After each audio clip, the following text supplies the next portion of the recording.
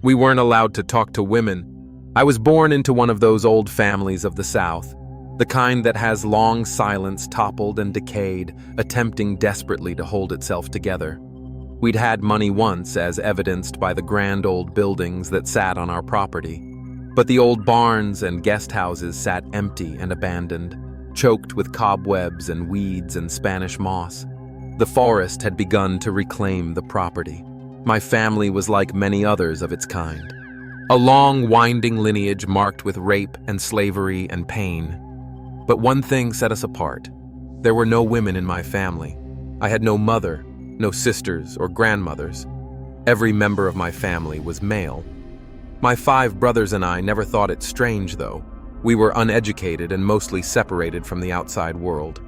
Our days were spent laboring on the decaying property, all of our efforts inevitably useless. When we weren't plucking weeds or clearing out the decades of trash from the various buildings we played, the quasi-wilderness of our home was a perfect stage for our games. My father was a kind man, but strict. Our self-contained life came with a strange set of rules. There was a chapel on the property, a small white thing half hidden in the woods. It was in better condition than anything else due to my father's doting care. We were not allowed inside the chapel without him, however. A padlock on the door prevented us from sneaking in. We were on occasion allowed to go to town. It was a half-hour walk through the woods to get there, and excursions were highly anticipated. There were conditions, though. We had to stick together, and we weren't allowed to talk to women. We could talk to men and other boys, but my father strictly forbade us from talking to women girls, even old maids, even old. He instructed us to say hello and good day, and yes ma'am, and thank you ma'am, like good little southern boys. But other than that, not a word. This was weird, of course, but everyone in town seemed to abide by these rules as well. The women would give us curt nods and avoid us otherwise. It was so ingrained into our daily lives that none of us ever questioned it. It wasn't going to work forever, of course. My oldest brother, Jamie, started making eyes at the pretty girl who worked at the drugstore ice cream counter. She made eyes back.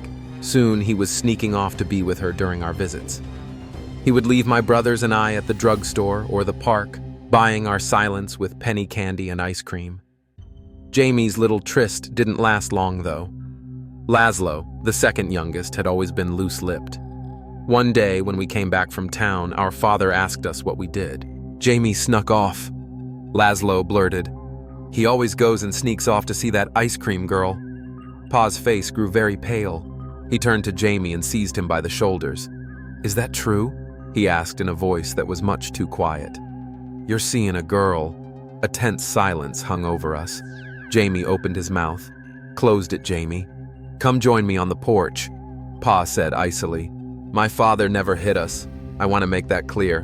But when he was truly angry or upset, he had a way of talking that cut you to the bone, that made you feel like absolute dog shit. When I was really little and got in trouble, I would hide and cry for hours afterwards, consumed by guilt. Jamie and Pa went onto the porch. The rest of us dispersed throughout the house. The happy mood of the day soured. For a couple weeks afterwards, we beat on Lazo especially hard and gave him the worst rolls in our games. After that, he mostly kept his mouth shut. Jamie returned with a pale face. He didn't talk to any of us until the morning, where he tried to act like nothing had happened. I caught him alone. That day, I tugged on his sleeve and asked him, "What did Pa say to you the other night?" Jamie looked down at me.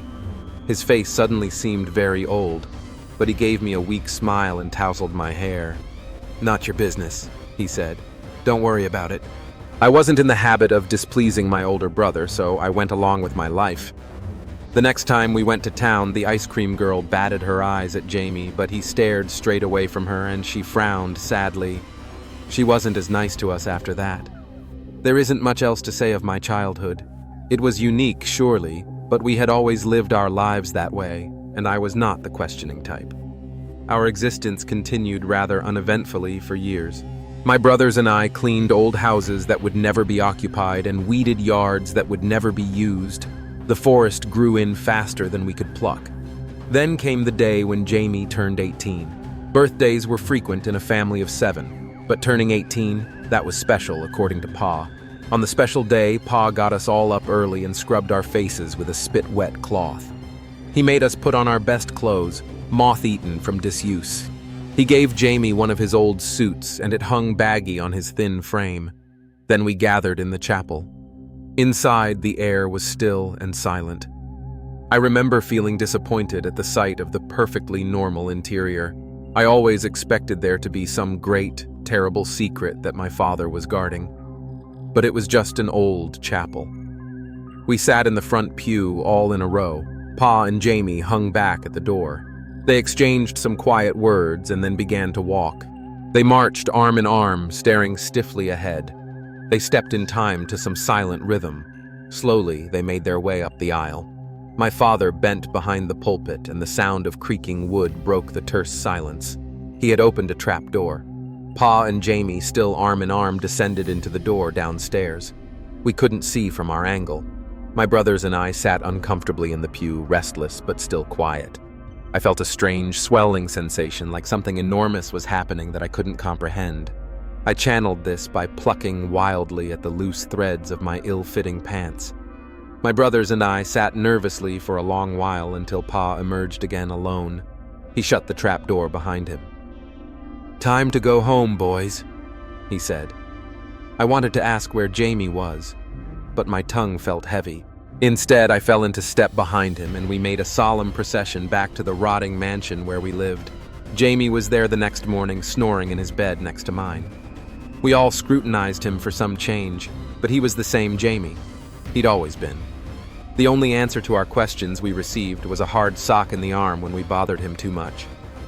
A few months later, Pa came into our room in the middle of the night. I had been lying awake, but I pretended to sleep as he quietly roused Jamie and led him out the door. I dozed very lightly, only to be reawoken when I heard them coming back up the stairs. Jamie made his way to his bed slowly. In the faint moonlight, I could see that his shoulders were shaking. He crawled under the covers. I could hear the muffled sound of him sobbing. After that, Jamie was different. He was withdrawn and angry. He stopped playing with us and was quick to yell. There was an angry tension between him and Pa. Even as young as I was, I knew the change had something to do with that strange place in the chapel. I wouldn't have to wait long to find out the secret of our family. After all, I was the second oldest. My birthday came that November. I remember every second of that day. Pa woke me before my brothers. He brought me into the master suite where he spent the nights of his lonely existence.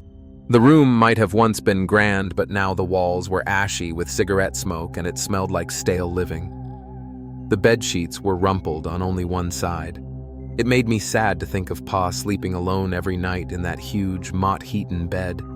Pa dressed me in the same suit that Jamie had worn. It fit me a little better.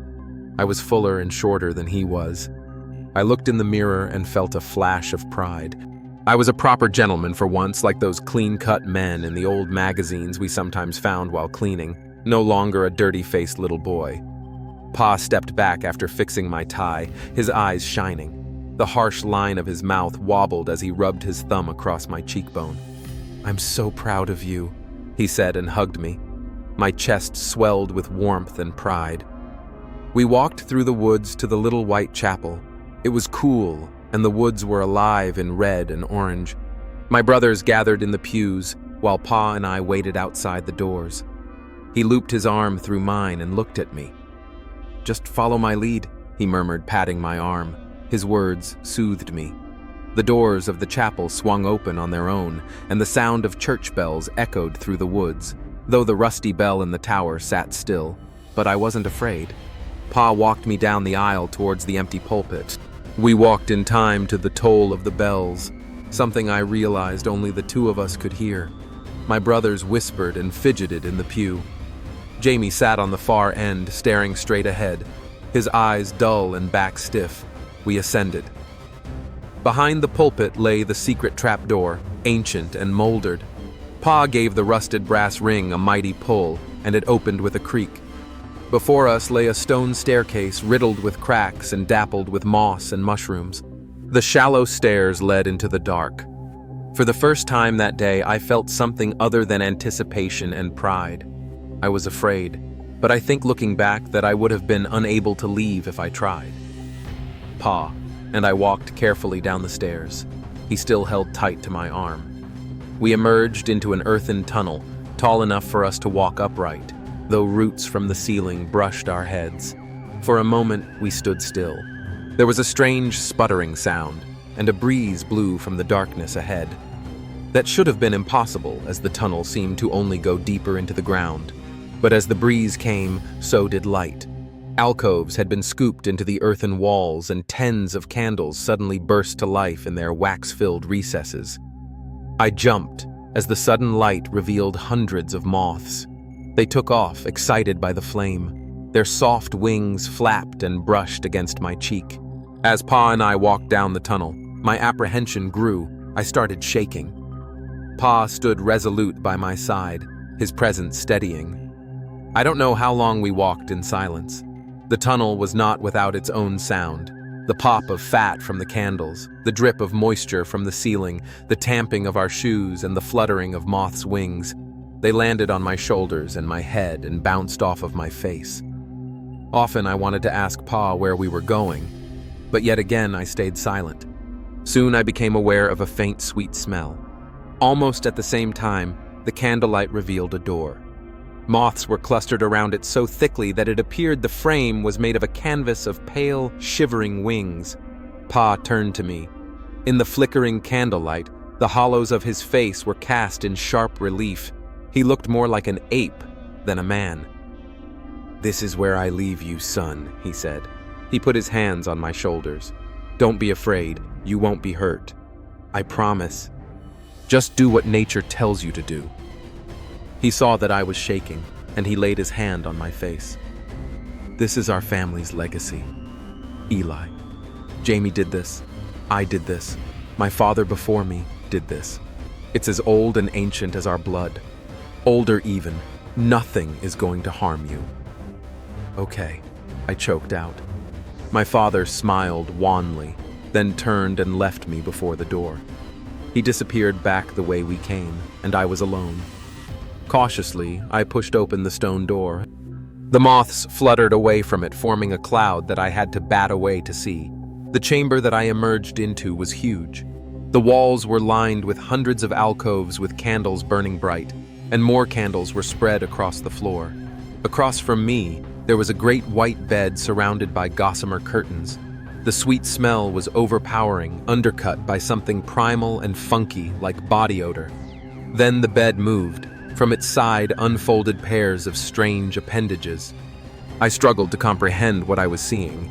They were arms, human arms ending in human hands, but they bent in too many places, and they were too long and pale.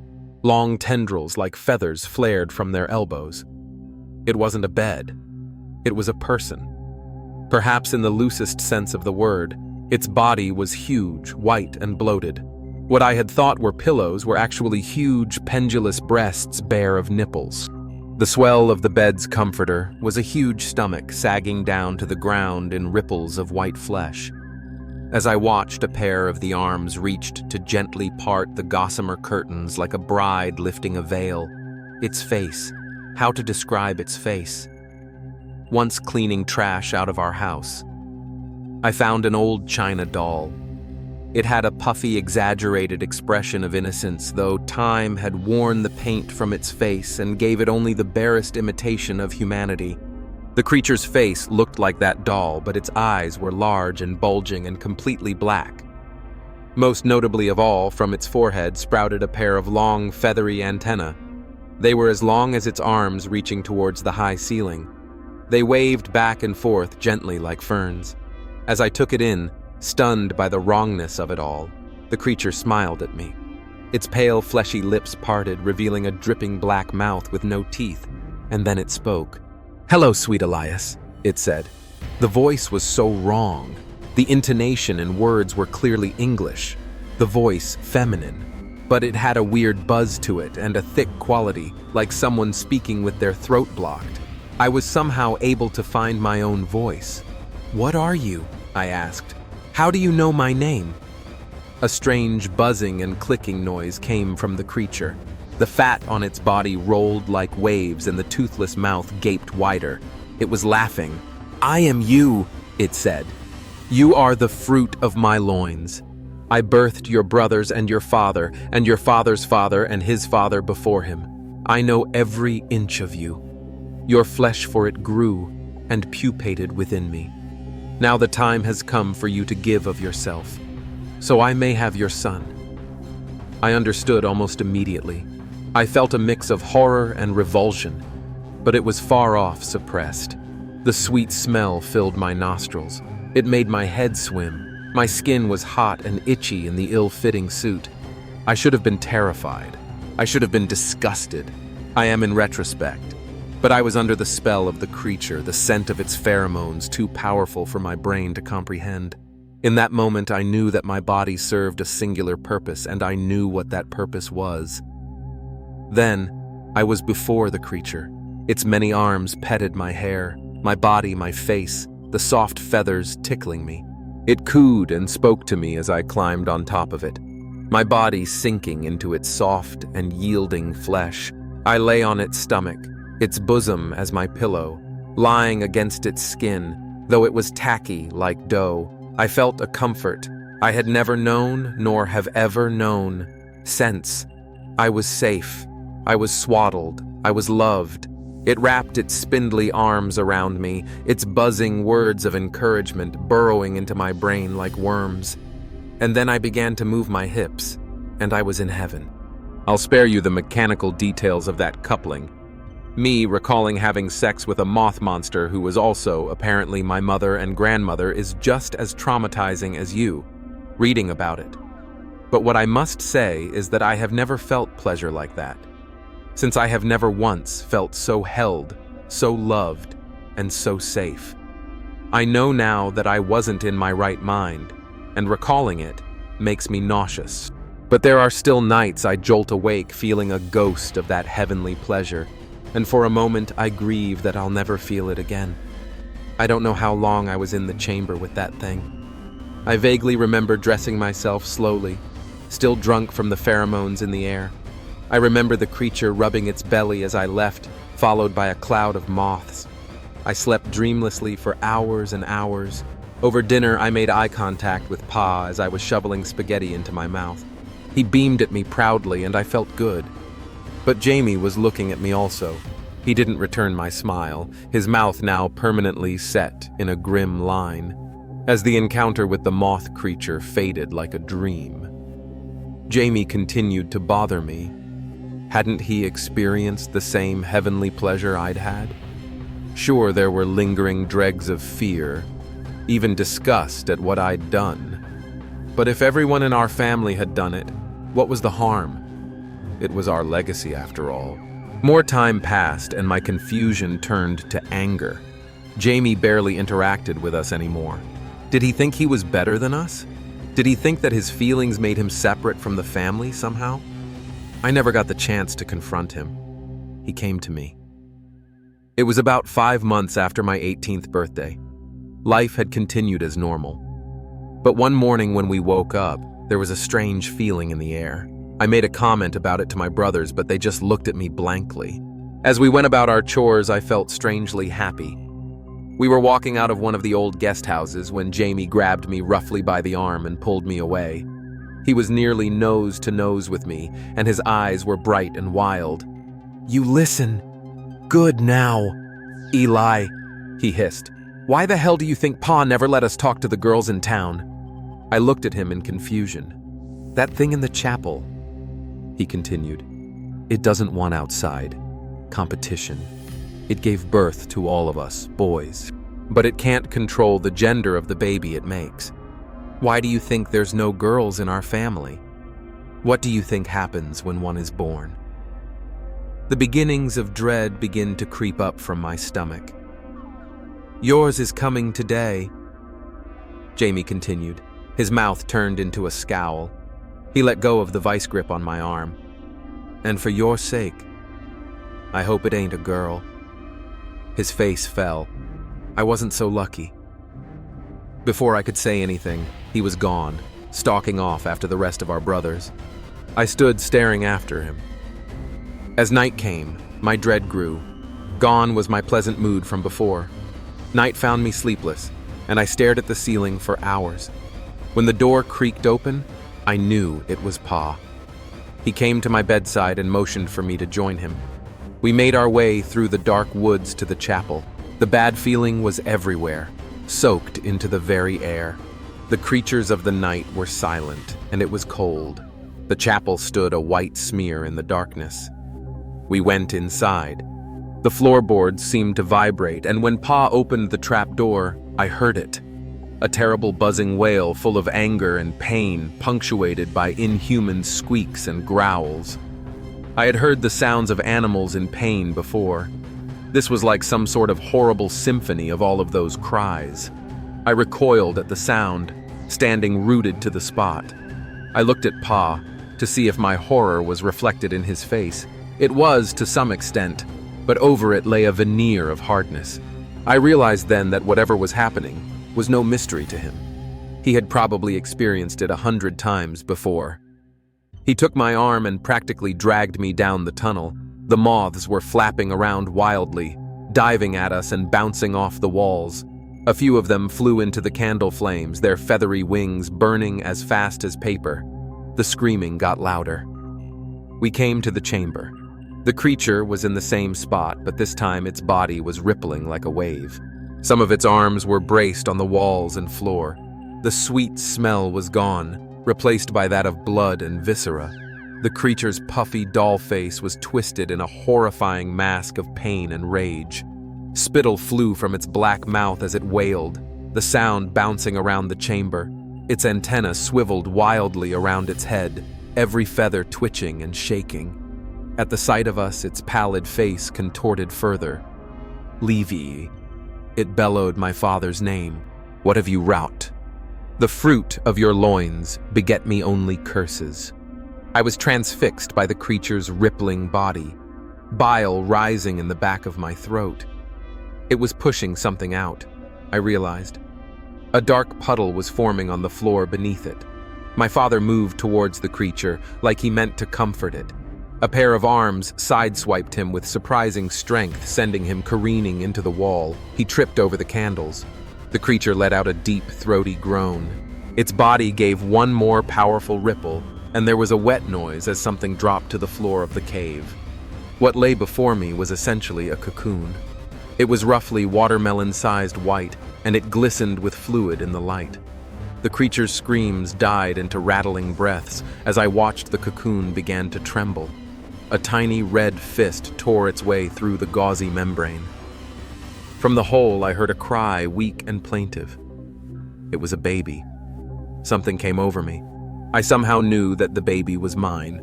I'm sure others can tell better stories of parental instincts kicking in, but that's what happened to me at that moment. While my father and the creature struggled to recover, I knelt down and began ripping the cocoon apart, trying to free the baby within. The cocoon had the texture of spider silk, thin and sticky. It dissolved at my touch. Soon the baby was free. Its skin was red and blotchy, and it looked like a lumpy potato. But its face and cry were wholly human, and as I held it in my hands, I could feel the very gears of the world turning. My fate was changing. "Elias," the creature rasped. I looked up at it. Its expression had relaxed. Its black eyes grown wide and shining, reflecting the candlelight. Its antennae had calmed, resuming their slow and gentle waving. It reached its nearest pair of arms out to me. "Bring it to me," it demanded. I lifted the baby in front of me and realized with sudden dread that something on it was missing. The baby was female. The creature's arms strained for the baby, and I instinctually clutched it to my chest. "Why?" I asked. "It is a usurper," the creature spat. "It is a curse, and the labor was long. I am hungry." It licked its lips, leaving behind a film of gray spit from a black tongue. Jamie's words came back to me then, and I realized that he was right. Pa had gotten to his feet. He clutched his side, clearly hurt, and his clothes were singed from candle flames. "Just give it to her, son," he wheezed.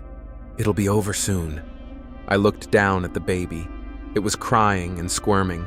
It grabbed onto my shirt as tightly as it could, its little fist balling in the fabric. For the first time in my life, I made my own decision. I turned away from my family, and I ran. I held the baby tightly to my chest as I sprinted into the tunnel. My father called after me, but his voice was drowned out by a buzzing wail that grew in volume until it seemed a physical thing, a wave pushing me out. Moths bounced off my face. As I ran past the candles, they blew out, filling the tunnel with darkness. I thought I heard my father scream a sound of terror beneath the creature's anger. I don't like to think about it. I left our property towards town, the baby still bawling loudly. Finally, I had to stop running, my lungs burning and my legs cramping. I have never been as afraid as I was limping through that dark forest. My daughter's cries, a dead giveaway to any who would follow. But nothing did. I walked through the town, knocking on doors, until someone answered.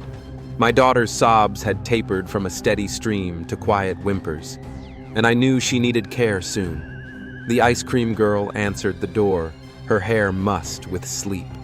She took in the sight of me, recognizing me immediately, and her eyes widened at the baby in my arms. "Please help us," I croaked.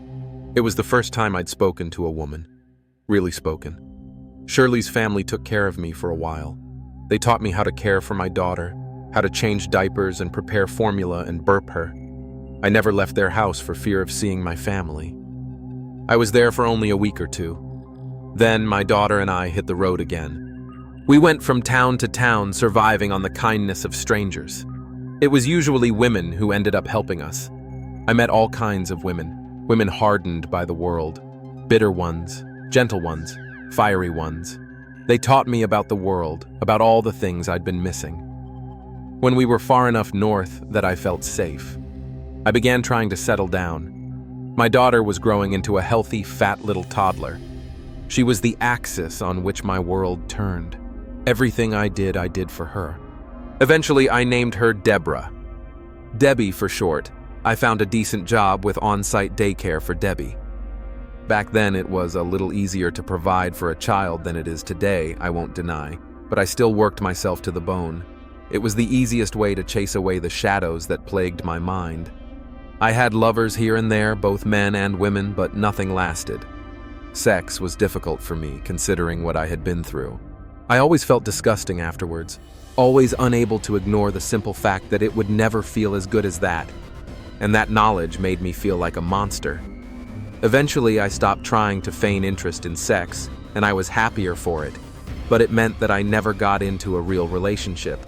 I didn't need a relationship. I had Debbie, and as the years passed and she grew bright and smart and funny, the shadows of my past seemed farther and farther away. But I was a fool to let myself be comforted by time. I cannot escape the curse of my blood, no matter how far I run. Yesterday was Debbie's 14th birthday. Today, she locked herself in the bathroom in the morning, crying for hours.